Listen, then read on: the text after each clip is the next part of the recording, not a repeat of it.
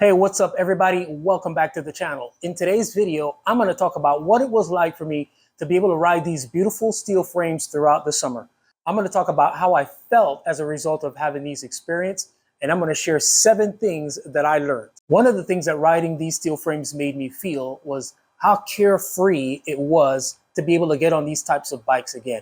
For me, it took a lot of the seriousness, a lot of the precision out of cycling, and it just reduced it back to like just pure fun.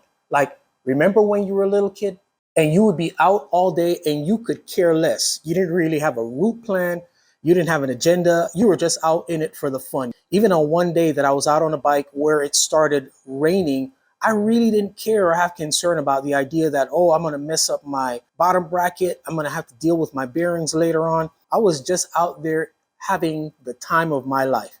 That day, I knew the cleanup was going to be a mess, but I really didn't care. Riding steel was a welcome reconnection to my cycling roots.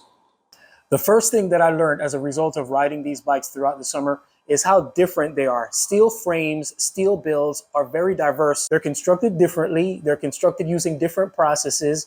The steel tubing is actually different on both frames, and consequently, you're going to get a very different ride. There are 2 benchmarks that I use to evaluate the way how these bikes perform. The first one being fast group rides. The second one being just normal riding, either solo riding or riding along in a small pace line with 2 or 3 friends. In fast group rides, the Pinella feels a lot like my Cannondale Cat 10. It accelerates very quickly. It's easy to close gaps with it. When you're cruising along very fast, it's very stable. It corners well. No issues in terms of being able to adapt in performance with the Pinella.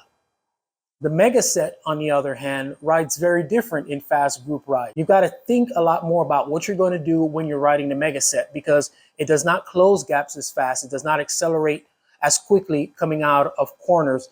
In cornering, yeah, it corners in a very stable manner, but it doesn't change directions or allow you to toss it around in the same way that the Pinella does. The other benchmark being just kind of like taking your time, riding along with friends, cruising or riding solo. When you're riding along really slow, meaning 15, 16, 17, the Pinella feels very settled, very nonchalant, whereas the Megaset feels a little bit twitchy. You really got to pay attention to it when you're cruising around slowly on it. Once you get both bikes up to speed in that small group setting, they both do feel very much like steel frames. The second thing that I learned as a result of riding these bikes is that weight is not the issue. A lot of people make a big deal about, oh, I don't want to ride steel because it's heavy. The frame of the Megaset weighs in right around 1,600 grams. The frame of the Pinella weighs in right around 1,350 grams.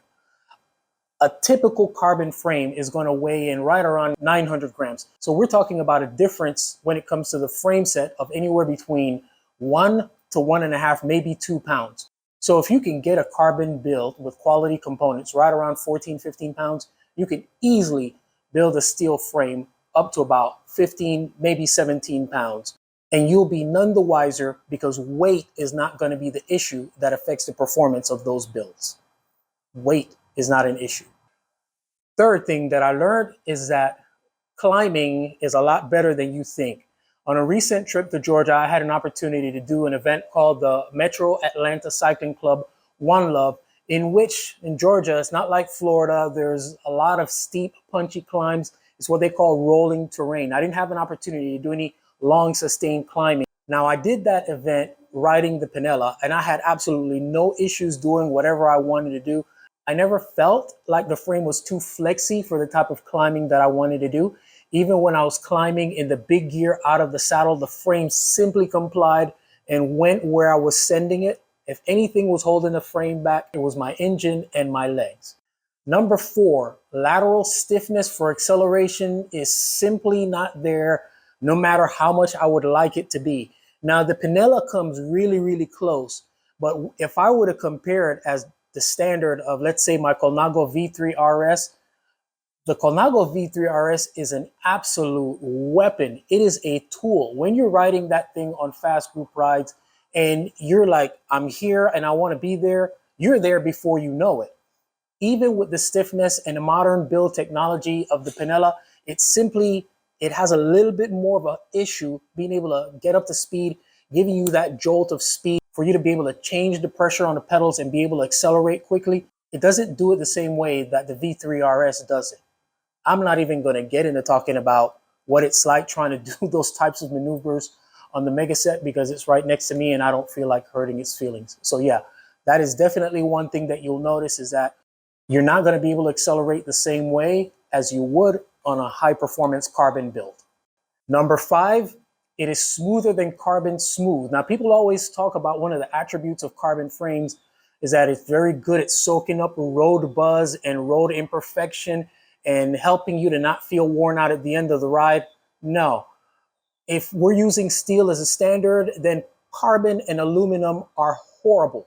Now, carbon is not as bad, but aluminum, go sit down. Steel frames are masters of being able to just take any type of really poor quality road surface, especially if you're dealing with a quality set of tires, you've got your tire pressure dialed in really good.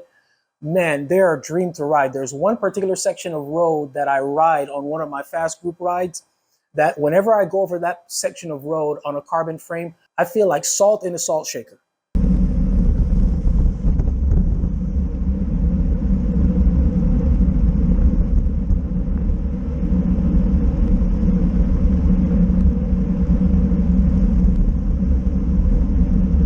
I go over that same section of road in a steel frame and it's like, there's no way that from last week they got out here and made this road that much smoother.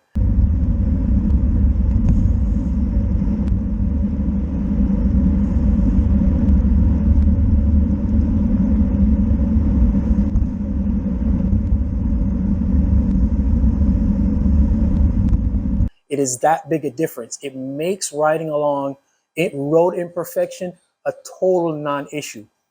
Number 6, the 6th thing that I learned is that, and this is kind of like a hedge issue, but I'm going to stick it in there anyway. Titanium is closer to carbon in terms of its performance, but it doesn't communicate the way steel does. Steel lets you know what's going on. Titanium keeps its secrets. I had an opportunity while I was in Austria to ride around a titanium frame over these massive climbs and going over the descents. Yeah, the titanium bike felt great. In fact, every time I leaned and turned it into a corner, the bike complied and did what it needed to do, but it just kind of like didn't let me know what was going on. It was very difficult for me to feel like what the grip level was, even what the road surface was kind of like. It just wasn't communicating back to me. It was performing, it was doing its job, but it wasn't sharing with me. That's one of the things that steel does and it's one of those things when people who love steel frames talk about what it's like to ride steel frames, you kind of like think they're nuts.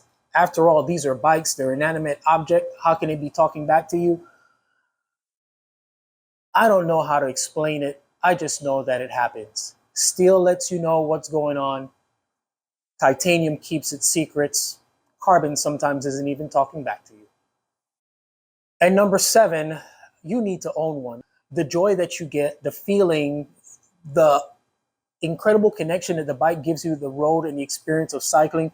You can go out on an easy ride on a carbon frame and feel good. Yeah, I didn't kill myself. I rode around in zone 2. Riding around in zone 2 on a steel frame is a completely different experience. It's not just relaxing, it's actually enjoyable. And like I said at the outset, it reminds me of when I was a little kid.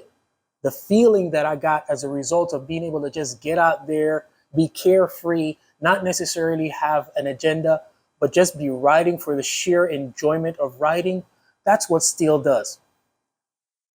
If you go out and you get yourself a steel girlfriend or a steel boyfriend, you'll be very tempted to remove your head unit from your bike because you're just not going to give a darn. And those are the 7 things that I learned as a result of riding steel frames throughout the summer. Hey, if you're enjoying the content that we're putting out, you can help us out a lot by giving this video a like and subscribing to the channel. Also, remember to drop a comment in the section down below. Let us know what your thoughts are on steel frames. As always, guys, our aim here at the channel is to inform, instruct, inspire. Be blessed.